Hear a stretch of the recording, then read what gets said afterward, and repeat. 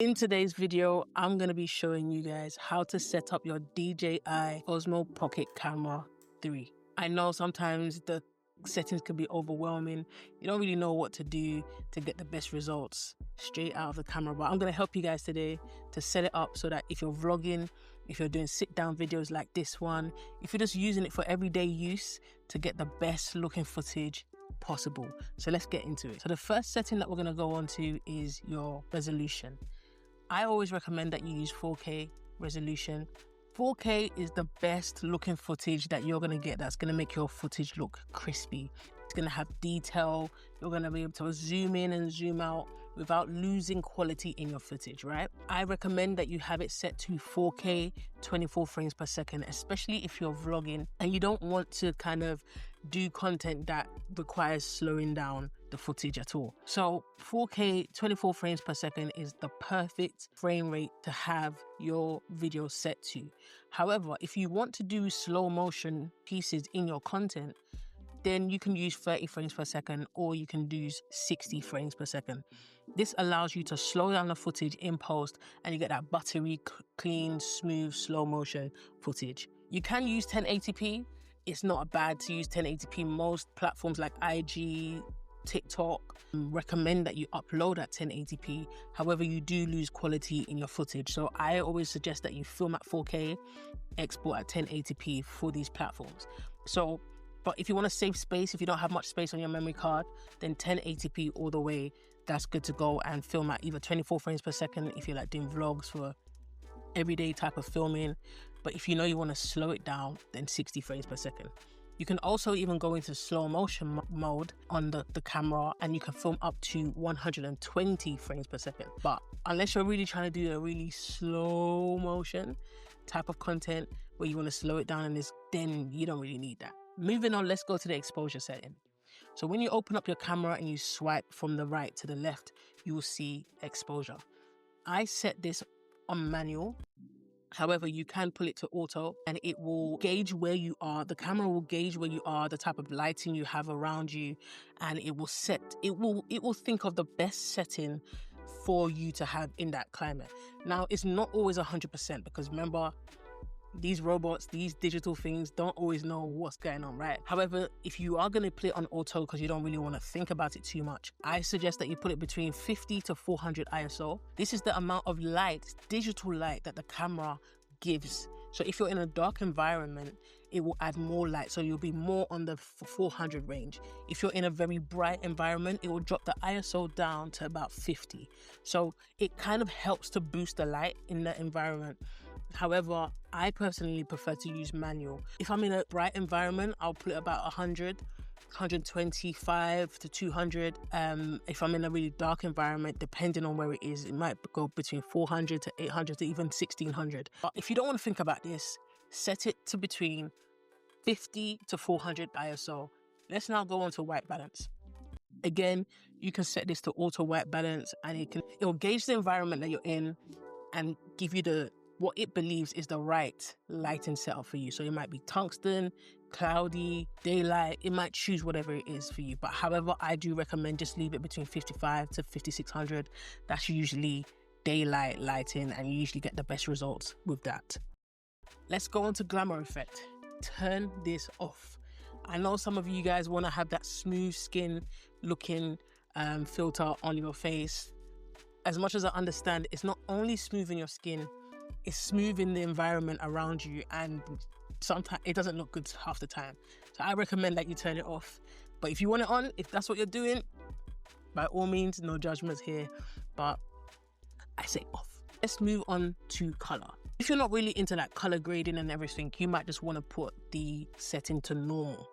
Now, this will basically, again, just color everything inside the camera for you based on what it believes the color should look like. However, this does limit you sometimes to, let's say you want to boost the highlights or drop the shadows or increase the shadows and drop the highlights. You won't be able to do that with a clean look. That's why DJI has come out with a D-Log-M. That is more of a flatter footage, as close to what you want it to look like as possible, right? So it's more of a flat image, and then you can now put a LUT, which is called a lookup table, on top of it to bring the color back in and then adjust and tweak it here and there. I'm going to show you guys some options of what it looks like just using normal, D-Log edited, and also HLG, and you can just make the choice for whichever is more easier for you.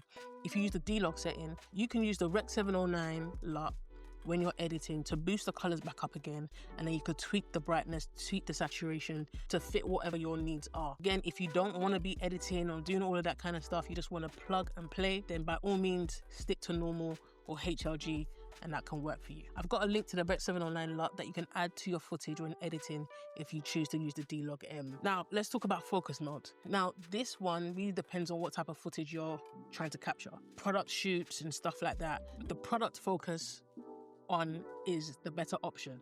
So whatever is in the foreground will be captured, whatever's in the midground will be blurred out a bit, and it will shift between what's in the foreground or what's in the background.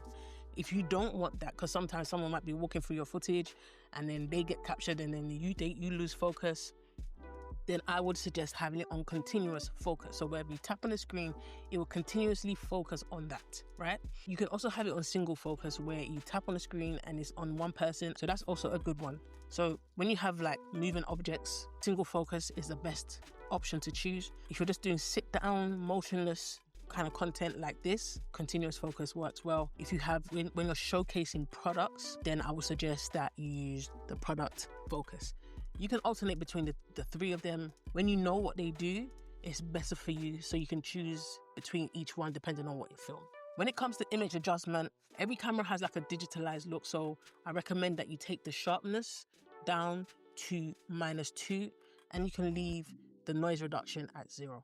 So now let's go on to audio settings. So for channel, set it to stereo. For directional, depending on whether you want to capture all 360 degrees, you can have it on all. If you want it to capture the front, just you speaking, put it on front. If you want it to have front and back, you can put it to front and back. Noise reduction, it really depends on where you are. If you are somewhere where it's noisy, then I would say put noise reduction on.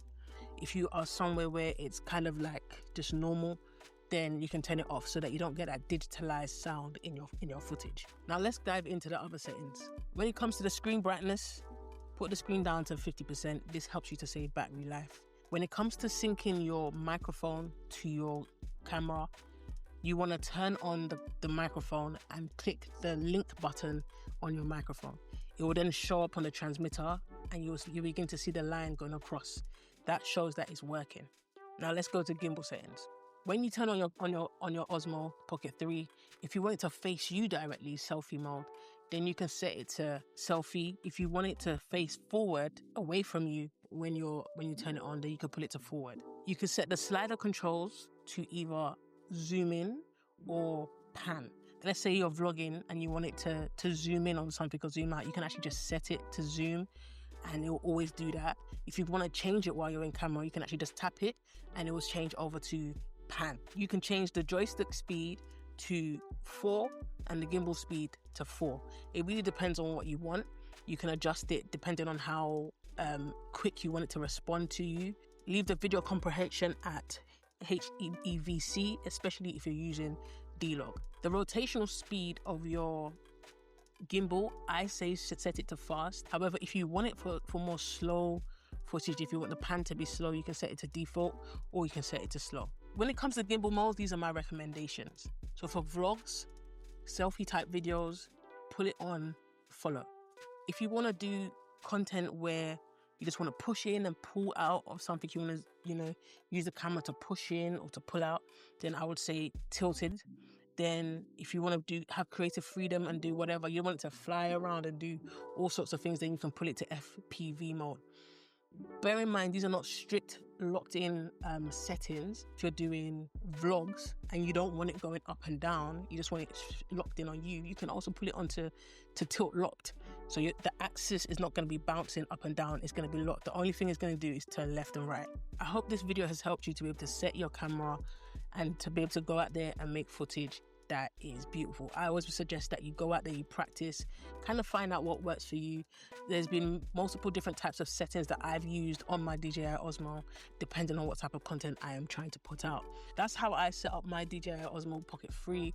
With these settings, you'll have crispy looking natural ready to edit type of content that's really, really simple to have. If you have any questions, do put it in the comment section and I will get back to you on that. Have a blessed one. Let me know if this helps. God bless you. Peace.